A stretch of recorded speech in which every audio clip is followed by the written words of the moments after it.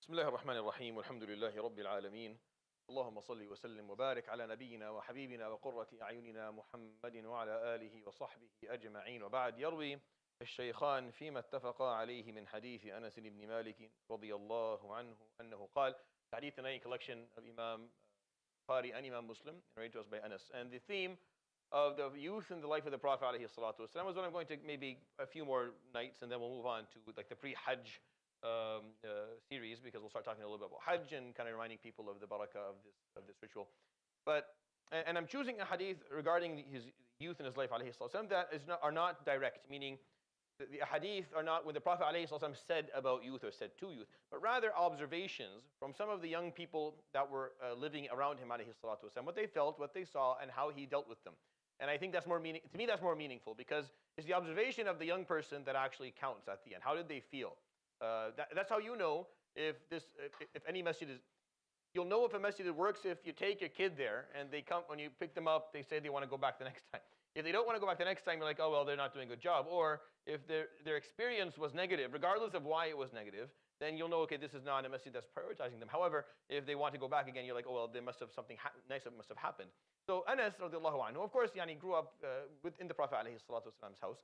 He has this hadith I want to share with you. This is what he said. قال أسر إلي النبي صلى الله عليه وآله وسلم بسر فلم أخبر به أحدا حتى أن أم سليم وهي أمه سألتني عنه فلم أخبرها به. So the first part of the hadith is, which is the one that I feel is most specific for it, is that he said the Prophet ﷺ once told me a secret.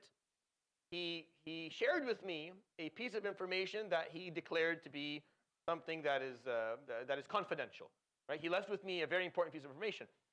People feel important when you do that to them.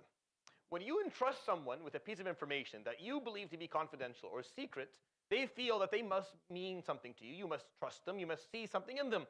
So the Prophet ﷺ entrusted a 12-year-old with a secret, with something that he thought was important. And Anas, because he was granted this trust by the Prophet ﷺ, took it seriously to the point where he didn't tell anyone about it. Not even Sulaym. Sulaym is his mother. You need to, at some point in your life, I will do it inshallah sometime in the future. I'll do it. We'll talk about Al-Milhan. We have to talk about Al-Milhan, the whole family. They're just a beautiful, beautiful family. So Sulaym asked him, like, what did Rasulullah alayhi sallam tell you? And he didn't tell her. He said, فَلَمْ أُخْبِرْهَا بِهِ. Now the interesting piece is that he narrates his hadith. He doesn't tell us what it is. Like he doesn't even in the hadith tell us what he was told. This is how seriously he took the Prophet ﷺ and trusting him with something. See, that was what happens. That's what happens. When you empower people, when you trust them, when you give them that value, they will reciprocate. They will rise to the occasion. The youth, they will. You just have to, there's a bit of a leap of faith in it, I know, because they're young and stuff, but you have to do this. قال وكان يدعو لي ويقول اللهم أكثر ماله وولده وبارك له فيه. And he said he would always come by me and he would make dua for me. Say, oh Allah, increase his wealth and increase his children and grant him barakah in both of them. Sallallahu alayhi wa sallam. And of course, Anas ibn Malik, as you know, lived year 93 Hijri, many say. Many scholars say or believe that, and there's certain degree of evidence of it, that Abu Hanifa al-Nu'man ibn Thabit met Anas ibn Malik in his life at some point. That's how long he lived, radiallahu anhu, into the future.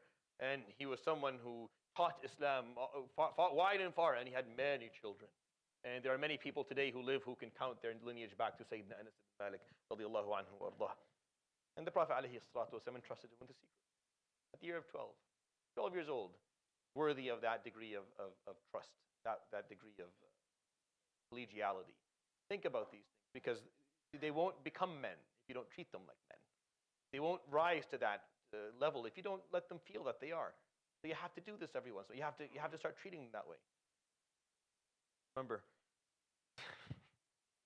the first time I felt my father treated me like a man, he gifted me a watch that he was gifted by his dad, and I broke it the same day.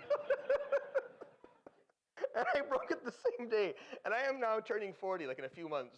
And till this day, I'll never forget how disappointed he looked in me that day. Till this day, I'll never forget how, when he looked at me and I walked in, the watch was broken, how disappointed he was. Right? And it was an important moment for me. Like, I was maybe 10 at the time, but I learned something that day.